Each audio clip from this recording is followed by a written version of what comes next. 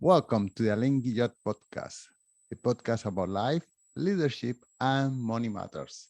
Our guest today is Ralf Specht. Ralph has more than 20 years of experience consulting with firms such as Deutsche Bank, Credit Suisse, General Motors, Nestle, Coca-Cola, Puma, and many more. Ralph is also the creator of the Soul System, a framework that aligns value creating employee action with corporate strategy. And today we will speak about his book, Building Corporate Soul, Powering Culture and Success with the Soul System. Ralph, thank you so much for joining us today. I'm very pleased to be with you today. Ella, it's my pleasure.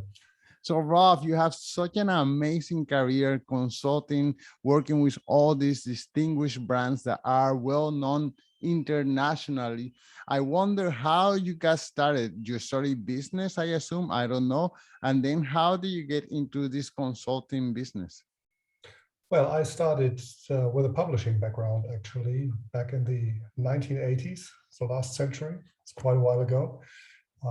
With Bertelsmann, and I initially wanted to become a journalist, which I then decided to not pursue, and instead went into marketing and advertising. And so I started with McCann Erickson and spent 22 years with that company in various functions, consulting all the wonderful brands that you have just named. And when that period came to an end in 2011, a few colleagues and I founded a special company, which was a joint venture with Jaguar and Land Rover called Spark 44. And that's where I stayed since day one, or actually day minus 120, because obviously when you open the doors, there's already a lot of preparation that happens before that, until December 2019 when I stepped down. And I read that whenever you step out, you receive hundreds of emails of people lamenting that you were stepping down. So first of all, why did you step down, and what do you do with all these emails? Well, the moment when I stepped down was not actually the moment that I had planned to step down. So sometimes in life things happen and they're a bit different than what you think. So that moment was a surprise to me, and it was a surprise to everyone in the company. And while everybody received the communication about me leaving, lots of people were very concerned and very inspired actually to write me messages about what I had meant to them and what they learned from me and what they thought was really important. And when all these messages came in, it was over a course of probably a few days. It was quite a very emotional moment for me. And when I read them and read them again, and actually thought, well, they're too important for them to remain just in a chat on my WhatsApp or in my email inbox. And so I took the decision to actually work on the topic that I thought all these messages had provided me with, which was building a company with soul, because it was very apparent from those email messages that what we had built was not just a 1,200 people company, but actually a company that had a very significant meaning to everybody who has been working there. And that's what all these messages did express to me. Okay, and what is it that you're doing right now? I went to your website and it looks that you are helping a lot of people with your soul system. So is this a consulting service or what is it that you're doing? Well, first of all, I've spent quite a bit of time in writing the book, Building Corporate Soul, which I thought was my way of making these messages actually come to life, because obviously it wasn't just the company that I had the pleasure to be a co-founder of and lead as a CEO for a while, that has corporate soul. There's many other companies who have got corporate soul, and that is something that I think most people, when you talk about it, say, well, how can we make sure that my company or our company has a similar value to its stakeholders? And so in doing that, I developed that framework, the soul system, and basically spent a lot of time doing that, and have then collaborated with two guys that have been very close to me over the past few years. One is Kevin Allen, who is the founder of Emotional Intelligence Games, and the other one is Neil Cassie, the founder of the Cassie Partnership, which is an organizational behavior consultancy in London. And both of these guys are offering the services that you find on the website, which are coaching and consulting services, but also virtual training consulting from Kevin's firm. So we basically aligned our approaches and are doing that together. And we're looking forward to see how it comes to life, as it is just about to be launched in February next year.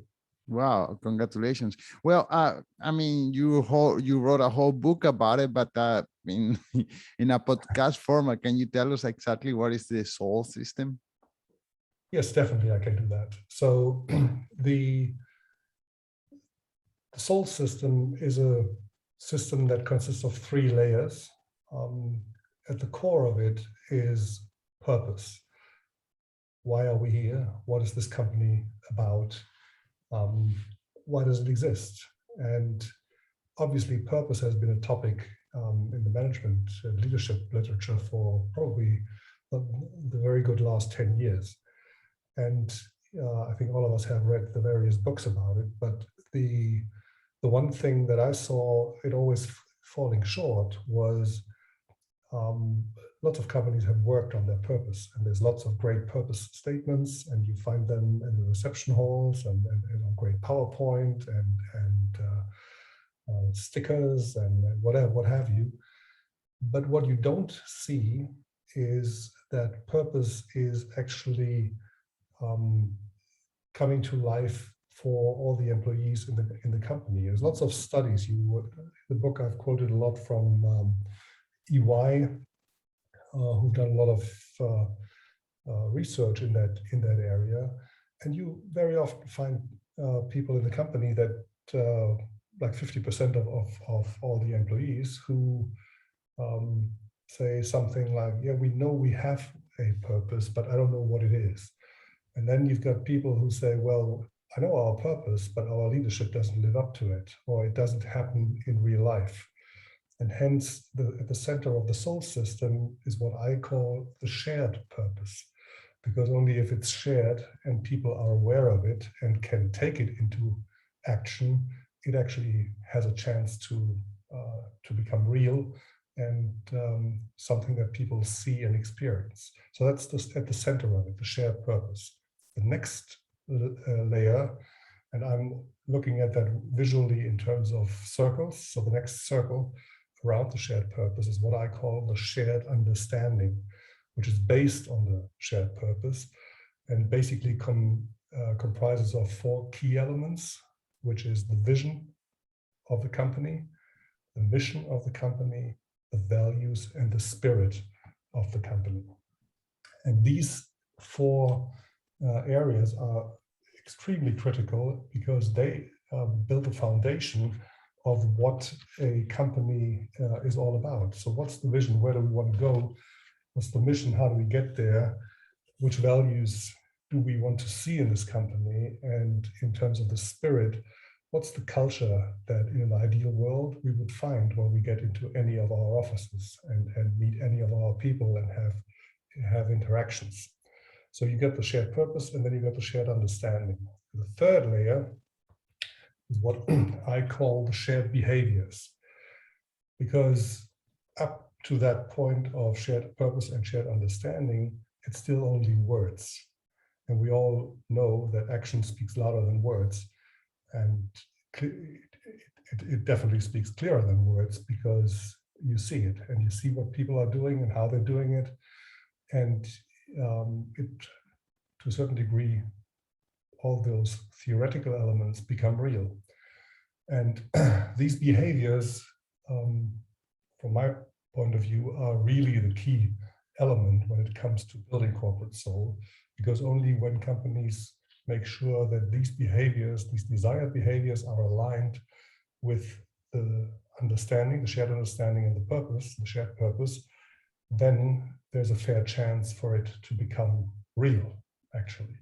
So the book looks at all these elements in terms of the shared behaviors.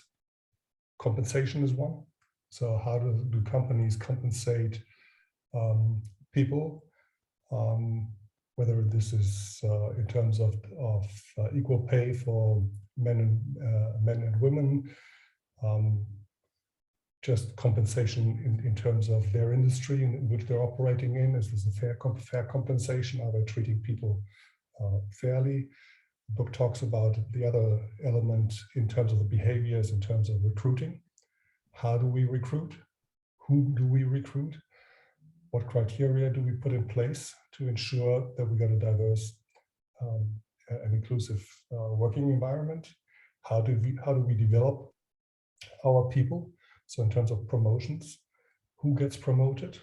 Is it clear to people who gets promoted and why they get promoted? Because that's very often an issue in many companies, that out of the blue somebody gets promoted and everybody goes like, why him, or why her? Why not me? Or why not the other colleague? Because he's been much better or much more equipped to the various requirements that the position had. So these were 3 HR components. Then it's about partnerships. Which partnerships does a corporation get into place? Whether these are marketing partnerships, or they are corporate social responsibility partnerships, or production joint ventures, or what have you. So various partnership opportunities are up there. And they also speak a language in terms of, is this the company that is true to its purpose and true to its values as laid out in the shared understanding? Then I'm talking about followers. As we all know, when you're talking about companies and brands, there are companies where people would say, well, this is my company. I only buy from this from this company. You'll find that in electronics. Apple is a wonderful example. You'll also find that when it comes to the environmental elements with Patagonia, a very profound example. You find it in automotive. There's the Ferrari drivers and Porsche drivers who are very focused on their brand and have a huge loyalty to it. So that is critical. Then there is the leadership of the company. Which leadership principles are at play, and how are they being actually delivered? Because that is something that is similar to the promotion element, where people really see the difference and see what it happens. One chapter talks about the drivers of corporate soul, which is basically about how to identify people that are critical for the corporate soul, and to make sure that these people are sponsored and get the support they need. Talked about in one chapter about the soul ecosystem, which basically means if you got the shared purpose and you got the shared understanding in place, how can you make sure that you measure what's important inside a company and make sure that people are aware of it and see where they're on track and where they're not on track? And that is not the same as managing whatever the sales funnel and seeing whether we are making our numbers or something like that. This is more about are we really on track in all areas of the business? And I think that's basically the areas of the shared behaviors that the book looks into, and it basically looks into real life examples from many companies, being it startup companies as well as legacy companies that have done extremely well in these areas. Wow, I think you summarized quite well your book. But okay, so nowadays there are all kind of skeptics. For example, if you talk about climate change, there is climate change deniers. If you talk about COVID, there are COVID deniers. So can you tell me if there are any evidence that this, I mean, everything that you just said sounds so good to my ears, but is there any evidence that great culture are driving success? Because on the other hand, you have, I don't know, the companies that squeeze their workers to the max, let's say Amazon, and still there are brave, but everyone, and they think it's the stock market, and I don't know, like great returns. Facebook is having a lot of problems, but still the stock market is just compensating them as well. Yes, so obviously, as I wrote the book, um, I looked at great examples of companies that have been successful in this space. And in my definition of companies with soul, I have looked extremely intensively into research that companies and institutions like Glassdoor and A Great Place to Work have provided. And these studies, these annual studies that have been around for quite a few years now, allow to see how employees really feel about their companies. And obviously, we all know there's an element of uh, people who just leave companies who not necessarily always write the best in these studies. But if you take that out and you basically focus on what employees say about their companies in terms of the level of satisfaction and their level of engagement in the company, that is a very good lever to understand how a company feels or how it feels in a company. And I like particularly one set of research which Glassdoor have been doing, which is their top CEO ranking, which is basically employees ranking the CEO of their company and basically saying, I'm completely in favor of that CEO, or not so much, or really absolutely not. And everybody who's working with statistical numbers knows in these kinds of studies, anything that is above 90% is quite an achievement. I have to say, it's really something where people can really be proud of. So you look at these three types of studies, and you get a fair sense. And what you overall find out is that the companies that rank highest in what I had then created was, as I call it, the soul index, as an index of or a performance ranking of companies with soul that has like a 60% representation in the top 20 companies of tech companies. So you find companies like Adobe that lead the Soul Index, the 2021 Soul Index, ahead of Salesforce and Microsoft. So 3 tech companies that have been growing significantly. But as you look down the top 20, there's quite a number of other companies that have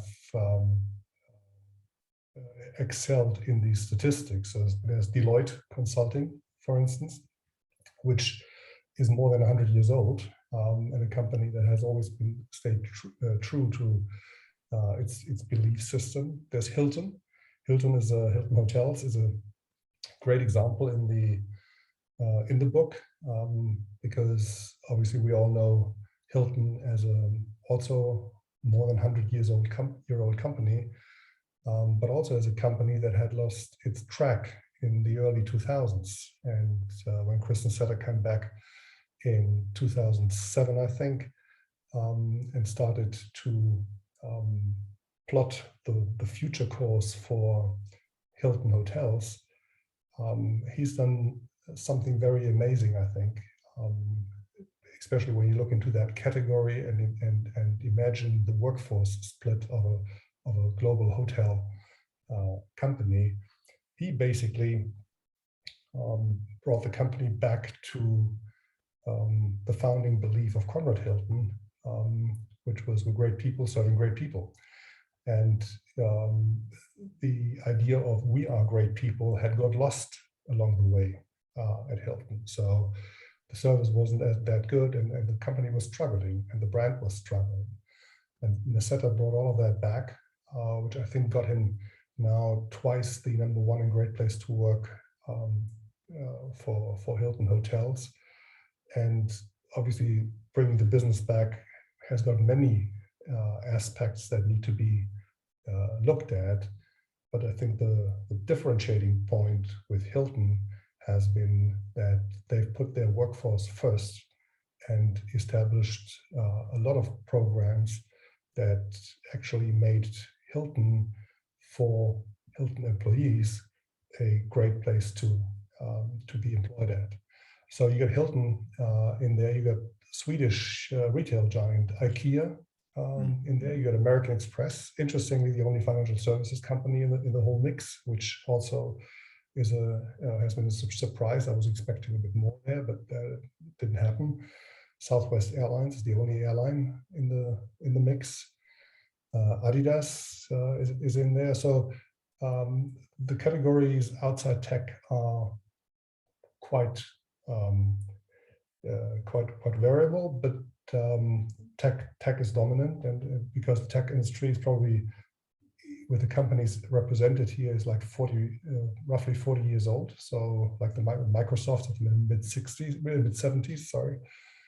And these companies have changed at the time the way they've treated their employees significantly. And it seems to pay back, because when you read those reviews, you see the immense pride that employees feel about those companies. Now, is everything perfect in these places? Of course not. There's not the one perfect place. And building corporate soul is not a thing that you start today and you'll be done in 3 weeks or 3 months or 3 years. It's a continuous process that you have to take a look at. But it's apparent that tech companies have done a massive job in this place, or in this space, for a long period of time. And your initial question was, so how does this actually reward in terms of success? And the short answer is it does.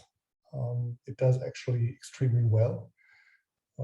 So once I had reviewed all those studies and created that Soul Index ranking of asset managers to basically take a look at it and calculate the performance in terms of stock market price, and that has been very powerful. I was very surprised about it. So if you look at the Soul Index and take the top 20 companies and look at how their value has grown, it's been nearly 200%, 199.44 actually over 5 years, from 2016 to 2020. NASDAQ, which was probably the best performing index, broad index, delivered 180.59 at the same time, and S&P 500 was 83.77 and the Dow Jones 75.65. So these companies who make up the Soul Index are really onto something, and their focus on innovation, their focus on brand strength, their focus on culture, their focus on making sure the employees are part of the game and don't feel left out or left behind really pays off. Wow, that's an amazing return. I don't know, maybe you should speak to Vanguard or BlackRock to make sure a person like myself can go in there and say, okay, I'm going to buy the so index ETF and just put my money where my beliefs are. But let me ask you, how do you account for anomalies such as, for example, Steve Jobs in the CEO index? Everyone said, well, most people, the media said that CEO Steve Jobs was a difficult CEO to work with. Not too many people have kind things to say about him as the CEO. They have very good things. Investors are very satisfied, but I don't know about his employees. Well, I haven't looked at Steve Jobs in particular, and given that Tim Cook has been around now for quite a while, with a different style, although I don't know any one of the two personally, so it's difficult to have a clear point of view. I think what you see is if CEOs have a difficult style, the people that are impacted by that directly is usually their first line of leadership and perhaps the second line of leadership. And when you look into the broad statistics of a Glassdoor or a great place to work, you find obviously a much wider group of people that are commenting and are actually giving their thoughts and reviews. So that is something that I haven't looked at so much, but what I've looked at was companies whose CEO was very highly rated. And there was one in particular that I was really positively surprised about, because as I mentioned, getting above 90% is something that is not easy to make happen. And there's been really one person who even got to 100%, which meant everybody who ever gave a review in that time frame said he's the right guy. And that was Jeff Weiner from LinkedIn. And that is quite something. And you look at LinkedIn as an example, it's one of the companies where all the key elements that I've defined in the shared understanding are very, very clearly laid out. So very clear on their mission, they're very clear on their vision, very clear on their values. And apparently with Jeff Weiner, they've had a leader at the top who's been able to deliver and walk the talk and build a company that actually, even as it got acquired by Microsoft in the mid-2010 decade, didn't lose its track and kept its soul and kept its promise, and the leadership didn't lose their people on the way. So a very good example. And I think another good example, if you look into the tech industry, is Microsoft, which obviously had three leaders over the course of its existence, which is not a lot. So obviously there's Mr. Gates, and then Mr. Barmer, and then Satya Nadella, who basically, when he took over, focused on culture as the first topic, and looking into the data on Microsoft, and they're number 3 in the Soul Index, and what they have achieved is quite remarkable.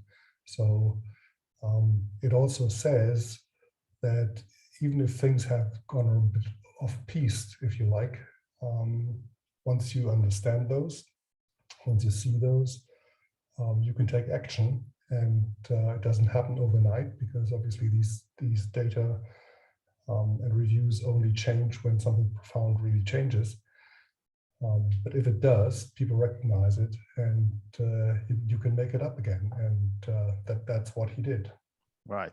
So yeah, that helps me for my next question. So Microsoft was very lucky to find a charismatic, visionary leader, but not all companies are as as lucky as Microsoft, I guess. What happens when legacy companies realize that they have lost their corporate soul? How do they get it back? Well, I think it's like in private life, right? Mm. You have to look into the mirror Mm. and understand what you see. And very often it takes too long for companies to hold up the mirror. And if they hold it up, some don't want to see what they see. So they neglect what they see, but you can't neglect in the long run. You can obviously neglect in the short run, but truth comes back and it hits you at one point. And the longer you neglect, the harder the hit. So when I looked into the legacy companies, I looked into three examples particularly. I looked into Hilton, which I explained already. I looked into Lego, similar story. They lost their track and got it back also. And Jürgen Knudstorp, the CEO at the time, expressed it also, used the word soul and said, this is something we lost. We lost our soul. And that actually is or was something where he said, well, we had lost our soul and we had lost it because we had also lost the connection to the people who were playing with Lego. And we had people in design and development who looked at it as a product, but weren't addicted to Lego. And so he created a program where they brought people into design and development who were absolute Lego addicts, and that changed the whole thing. And then that helped a lot. And I spoke with Adrian Hallmark, who's the chairman and CEO of Bentley Motors, who took that post at a time when it's probably fair to say the company had lots of challenges and difficulties as a company in the Volkswagen Group.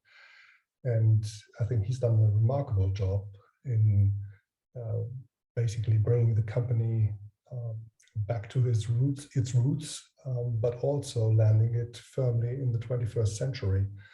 And he had to deal with lots of challenges that, I mean, nobody really wants. So obviously, if you look back into 2020 and the COVID pandemic, that's a challenge that every business had across the world.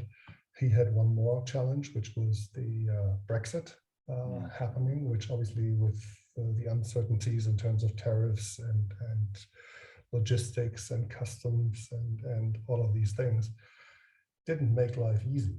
And I think what he did and did exceptionally well was to treat all his employees with an utmost level of transparency and honesty about the situation. And he basically said, listen, guys, we are where we are. It's not your fault, but we have to get out of here together and we got to work it out. And that's what he did. And he did that in a very open and transparent way. I think if I recall correctly, he basically sat down with all 4,500 employees every 3 months and gave a full transparent update on where this company was, where it was heading, which challenges had to be managed, how the challenges he talked about at the last time had been managed over the course of the past 3 months, and what the course was for the coming months. And when I saw him in just a few months ago in summer, it was really tangible, not just because the business and the site had grown, but as I was walking with him through the factory, just seeing how people, whether it was at the in the area where like the craftsmanship activities for Bentley, like wood or leather, were all managed, it felt like when he came by, nobody felt disturbed or felt like, oh, I'm being watched. It was rather like we're working on something great here together. And talking to a few people there, they basically said he brought it back, and the company is now on a growth curve, ready for electrification, and is a great example how somebody with the right conviction can make things happen in a short amount of time. And I was very honored that he wrote a wonderful sentence for as a summary for the book, which was Building Corporate Soul shows how 21st century leaders can transform their companies into inspired communities. Wow. And that's what you felt, or what I felt when I was with him in the UK. Wow.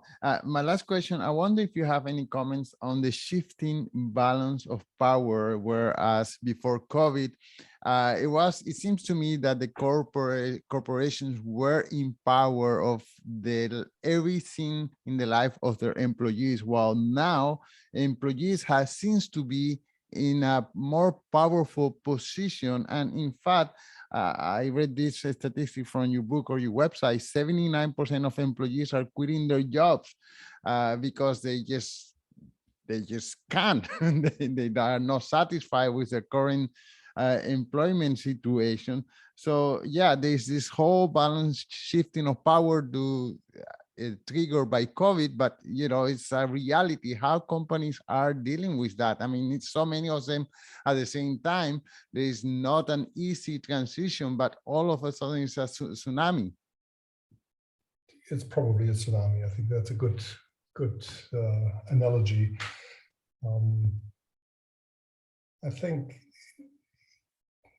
many companies have looked for too long into their workforce as they got to be here at 8 o'clock or 9 o'clock in the morning, and they shouldn't leave before 5 or 6 or whatever the shift logic was, and had forgotten that, or had not emphasized enough that the people that were coming to the office were people and not just the workforce. And I think that is shifting, and people are realizing, because there's too many people leaving their jobs because they don't feel that sense of purpose at the place. Now, obviously, there's been a lot of conversations about find your own sense of purpose and find the company that matches your sense of purpose. I think that's the ideal, and it might happen every now and then, but I wouldn't believe that it happens every time or every too often. I think it's a big challenge to make sure these two are the same. But what I think is real is that people question the purpose of the company more. And while they might not think this is the ideal company, they might find companies that are close to what they think, well, this is something that I can buy into. And as you mentioned Facebook in the beginning, it'll be very interesting. I mean, when you look into Facebook's reviews on Glassdoor and other sites, they are not as negative as sometimes the public opinion suggests. However, as what's happening currently with whistleblowing news, it'll be interesting to see whether this has an impact. We've seen, for instance, in some of the employee reviews for 2021, companies that usually were ranked in the mid or lower areas of the reviews have gained extremely. Pfizer is a good example. And my take on it is pretty much, well, finally people have seen that their work has an impact, a positive impact on the world, and that has shifted the reputation of the company significantly. So it's going to be interesting to see whether the current Facebook news is something that has a profound impact, or whether it's going to be forgotten in 3 months. We will see. I doubt it will be forgotten. And that'll be interesting to see what the Facebook people, the employees at Facebook, think about it, say about it, and act on it. Well, Ralf, my closing comments is that if you do create a Sol index ETF or index fund, I will buy it first. And secondly, can you, for the last time, mention one more time the title of the book and where can the listeners follow the work that you do? Yes, so the title of the book, obviously the book is called Building Corporate Soul. It's Powering Culture and Success with the Soul System. And the website where you find more details and more content about the topic is buildingcorporatesoul.com. And the book's going to be available in February next year. Well, Ralf, thank you so much for your time. Anna, thank you very much. It's been a pleasure.